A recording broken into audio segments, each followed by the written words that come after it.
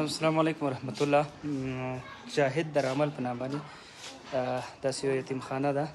تاسو د ماشومان وینئ، دغه بچي کې وینئ، دې ته موږ ګوډیانې راوړئ.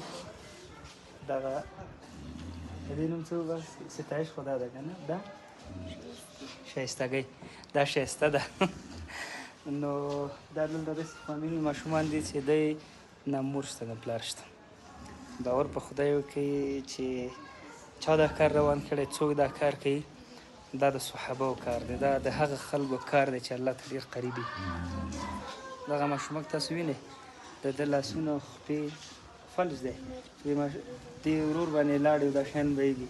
بیادر این پرورش چطور است از او؟ خوب است دیگه، باش کار نمیکنه بچه. این از کجا آوردین؟ اشرفخانه. همونجا مانده بود؟ بله همونجا. پدر و مادرش رفته بود؟ رفته بود، رفته بود.